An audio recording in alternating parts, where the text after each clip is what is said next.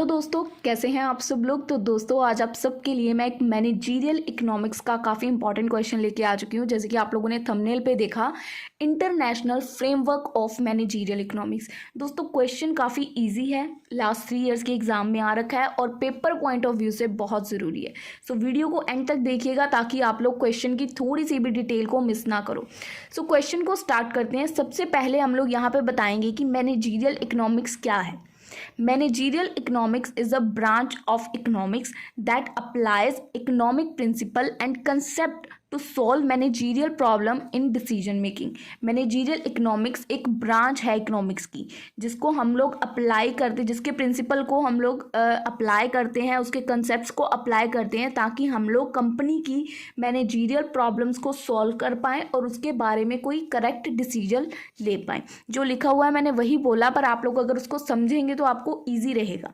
Managerial economics is a branch, managerial economics की एक branch है दैट अप्लाइज इकोनॉमिक प्रिंसिपल, जिसके हम लोग इकोनॉमिक प्रिंसिपल्स और कंसेप्ट को अप्लाई करते हैं ताकि हम लोग मैनेजरियल प्रॉब्लम्स को सॉल्व कर पाएँ और उनके बारे में कोई अच्छा डिसीजन ले पाएँ।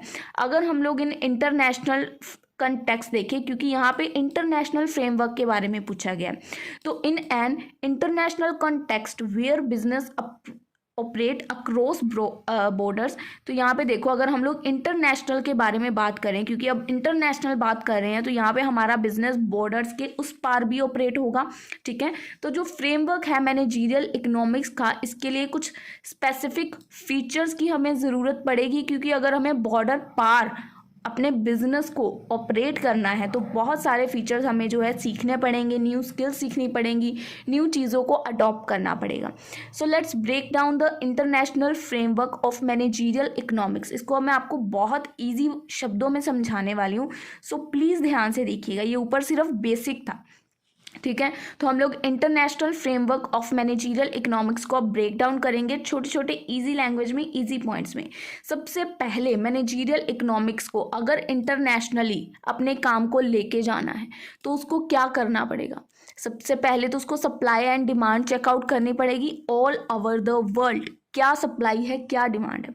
Just like in a local market, business को अगर हम लोग सिर्फ लोकल मार्केट में ऑपरेट करते हैं, ठीक है, business operate internationally need to understand the global supply and demand for their product और सर्विसेज।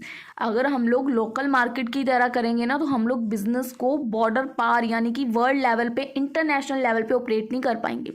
हमें बिजनेस को अगर इंटरनेशनल लेवल पे ऑपरेट करना है तो हमें ज़रूरत है कि हम लोग समझें कि ग्लोबल सप्लाई कितनी है प्रोडक्ट्स की, क्या डिमांड है पूरे वर्ल्ड वाइड लेवल पे, प्रोडक्ट की क्या डिमांड की जा रही है और क्या सर्विसेज डिमांड हो रही है। मैनेजर्स को ये अनालाइज करना पड़ेगा। Managers analyse how changes in international factor जैसे कि सच एज एक्सचेंज रेट और ग्लोबल इकोनॉमिक कंडीशंस कैसे हमारी सप्लाई और डिमांड को इफेक्ट कर सकती हैं। ये चीज़ें मैनेजर को अनालाइज करनी पड़ेंगी। अगर तो मैनेजर उन चीज़ों को लोकल मार्केट की तरह ही लेके चलेगा कि इंटरनेशनल भी कौन सी बड़ी तीर मार लेंगे हम लोग, तो ये चीज़ें सोचेगा तो वो इंटरनेशनली कभी भी बिजनेस नहीं कर पाएगा। अब यहाँ पे हम लोग इंटरनेशनल लेवल पे अगर वर्क करना चाहते हैं तो एज अ मैनेजर को उसको पूरा समझने की ज़रूरत है कि ग्लोबल लेवल पर उसकी कितनी सप्लाई है, कितनी डिमांड है।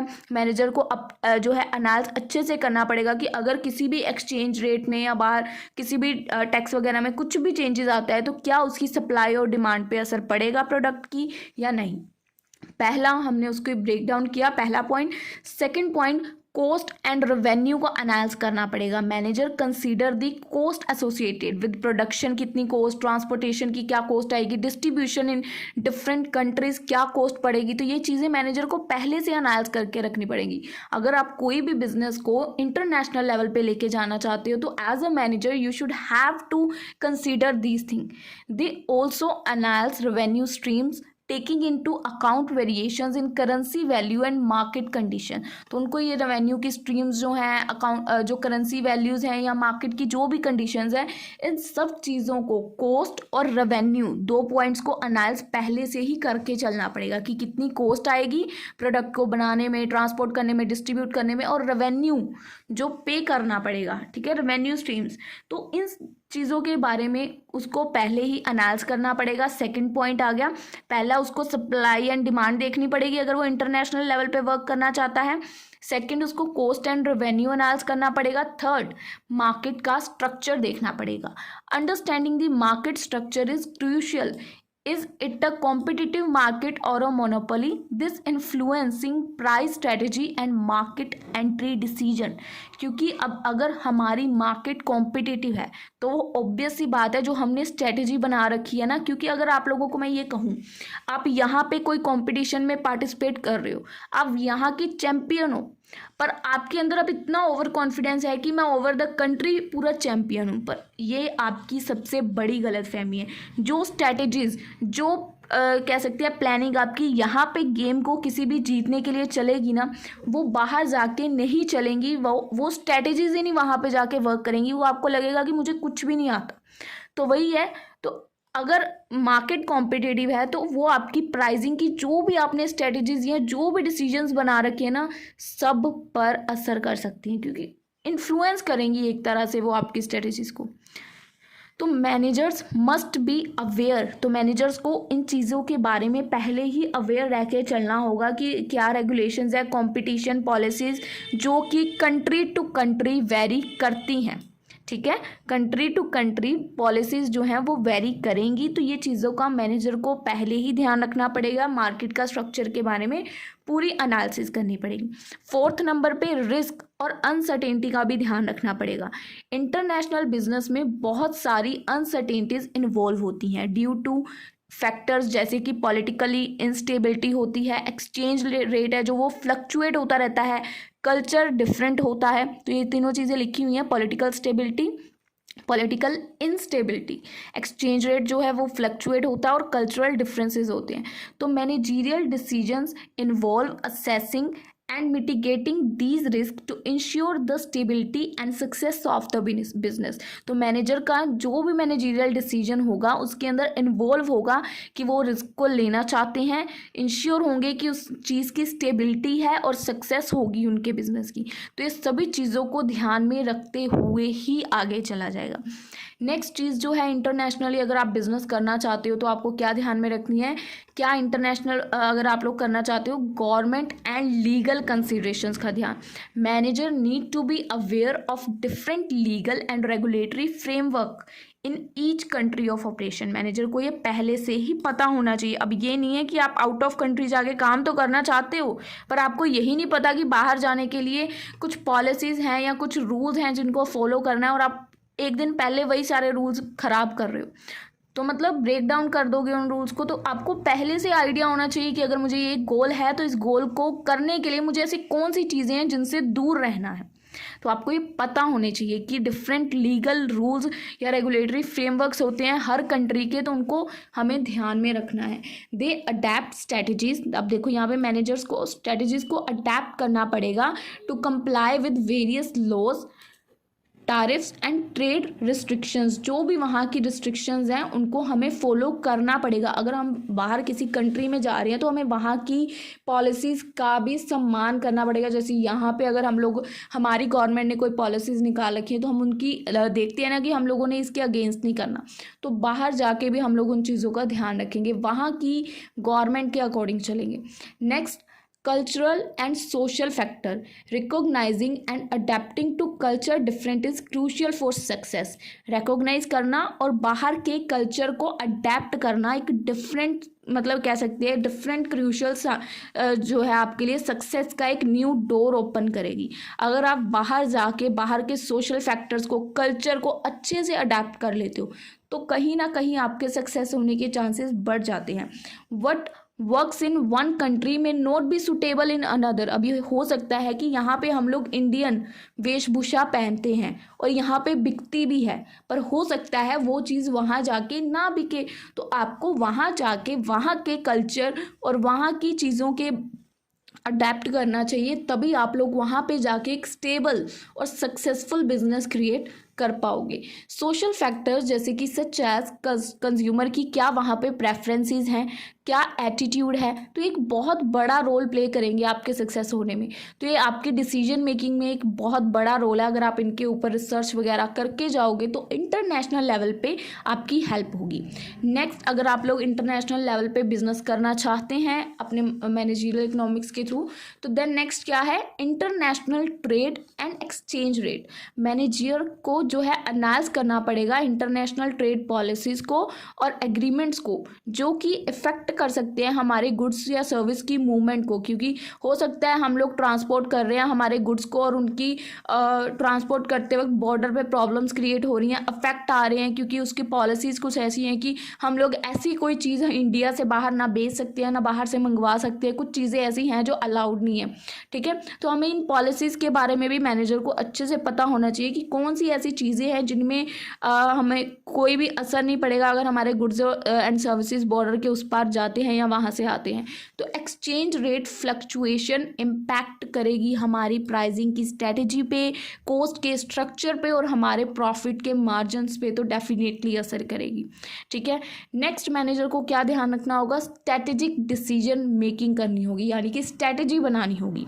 Managers make strategic decision based on through analysis, जो उसने एनालिसिस किए हैं उसके बेसिस पे उसको एक स्ट्रेटेजिक डिसीजन बनाना पड़ेगा ऑफ द इंटरनेशनल एनवायरनमेंट, जिसमें इंक्लूड होगा ऑन द मार्केट में कैसे एंट्री करनी है, कैसे प्रोडक्ट को अडेप्ट करना है, प्राइस स्ट्रेटेजी, रिसोर्स एलोकेशन, सब कुछ इंक्लूड होगा जिसके अंदर। तो पूरी एक स्ट्रेटेजी तैयार होनी चाहिए उसकी बिजनेस के लिए। ये नहीं है कि वो कह रहा है कि मैं बाहर जाके देख लूँगा क्या करना है आगे का, तो दैट्स नॉट पॉसिबल। आपके पास पूरा क्लियर प्लान तैयार होना चाहिए कि आपको एक्चुअल में क्या चाहिए। नेक्स्ट, एक मैनेजर को क्या देखना चाहिए, ग्लोबल इकोनॉमिक कंडीशन। ये ना हो वहाँ पे वर्ल्ड वॉर चल रही है और आप बोल रहे हो मैं इंटरनेशनल बिजनेस लेके जाऊँगा, नो। ग्लोबली इकोनॉमिक कंडीशन क्या चल रही है। Managers keep an eye on overall global economic conditions, economic downturns या upswings in one part in the world can have ripple effects. अब ये नहीं है कि इंडिया में या कहीं बाहर आप लोग जाने की सोच रहे हो और वहाँ पे अगर डाउनफॉल आया या अपवर्ड आया तो वो सिर्फ वहीं पे आएगा, no, it affects the all over the countries in the world. तो ये चीज़ आपको ध्यान में रखनी है, कहीं भी एक भी जगह पे डाउनफॉल आना बाकी जगहों पर भी असर करेगा। तो आपको ग्लोबल लेवल पे इकोनॉमिक कंडीशन का ध्यान रखना है। नेक्स्ट, टेक्नोलॉजी और इनोवेशन में तो आपको अपडेटेड रहना ही पड़ेगा, क्योंकि अगर आप लोग अपर लेवल पे बिजनेस को ले जाना चाहते हो, the rapid phase of technological change affect international competitiveness. आज के टाइम पे अगर आप लोग एक मशीन लाओगे ना, वो मशीन आपने ऑर्डर करनी है, वो मशीन घर भी नहीं पहुंचनी, एक नई मशीन बन के तैयार हो जानी है। इतना टेक्नोलॉजी में चेंजेस आ रहे हैं।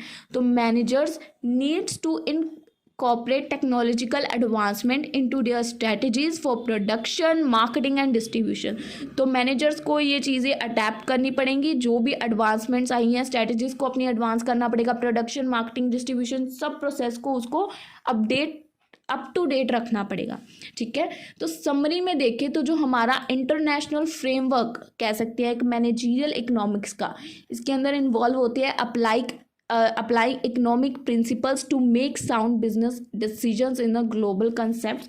तो इसके अंदर हम लोग कुछ इकोनॉमिक के प्रिंसिपल्स को अप्लाई करेंगे जिनकी हेल्प से हम लोग बिजनेस के लिए अच्छे डिसीजंस ले पाएंगे। दिस इंक्लूड कंसीडर, इसके अंदर क्या क्या इंक्लूड है, कंसीडर की कंपनी की सप्लाई और डिमांड को कंसीडर करना, एनालाइज करना कॉस्ट और रेवेन्यू को, अंडरस्टैंड करना मार्केट के स्ट्रक्चर को, सभी पॉइंट्स की हेडिंग लिखिए। तो सक्सेसफुल इंटरनेशनल अगर आपको मार्केट करना है या बिजनेस करना है या मैनेजर बनना है, तो successful international manager integrate these factors into their decision making process. तो वो इन फैक्टर्स का ध्यान रखेगा जब भी वो डिसीजन लेगा और इंश्योर करेगा कि वो लॉन्ग टाइम के लिए वो उसका डिसीजन हो, not for a short time period, क्योंकि उसको बिजनेस में या मार्केट में लंबे समय तक टिकना है। तो उसको इन चीज़ों का ध्यान रखना पड़ेगा। So that's all about today's video. देख सकते हो आप लोग, हमारा क्वेश्चन था international framework of managerial economics. तो हम लोगों ने इंटरनेशनली क्या फ्रेमवर्क बनेगा हमारा अगर हम लोग किसी भी अपने बिजनेस को लेके जाना चाहते हैं, तो ये चीज़ के बारे में हम लोगों ने पूरी वीडियो में डिस्कशन की है कि क्या मैनेजरियल इकोनॉमिक्स होती है। मैनेजरियल इकोनॉमिक्स मैंने आपको बताया, उसके बाद इसके क्या ऐसे पॉइंट्स हैं या क्या ऐसी चीज़ें हैं जिनको अगर हम लोग हमारे मैनेजरियल बिजनेस को हम लोग इंटरनेशनली लेके जाना चाहते हैं तो एज अ मैनेजर आप लोग उन वहाँ पे क्या क्या चीज़ों का ध्यान रखोगे। तो अगर आप लोग इस क्वेश्चन के बाद एक बात और, समरी बताया ज़रूर करें। मैं आपको हर वीडियो में समरी बताती हूँ। समरी से क्या होता है, आपका पूरा क्वेश्चन एक ना कोलैब होके आ जाता है, तो एग्जामिनर को वो चेक करना अच्छा लगता है कि आपने पूरे ओवरऑल क्वेश्चन में क्या बताया, वो आप इन अ शॉर्ट फॉर्म समरी में नीचे बताओ। ठीक है। सो दोस्तों, आई होप आपको वीडियो अच्छे से क्लियर है। अगर आपको क्वेश्चन के बारे में कुछ भी डाउट या कुछ भी प्रॉब्लम है तो आप लोग हमें कमेंट सेक्शन में, इंस्टाग्राम पे, टेलीग्राम पे बता सकते हो। और आप लोग इंस्टाग्राम पे भी हमें ज्वाइन कर सकते हैं, वहाँ पे भी हम लोग काफ़ी जने हैं, तो आप लोग वहाँ पे भी मैसेजेस कर सकते हैं। सो दोस्तों, आई होप आपको वीडियो अच्छे से क्लियर है। मिलेंगे आप लोगों से हम लोग अपनी अगली वीडियो में, तब तक के लिए गुड बाय।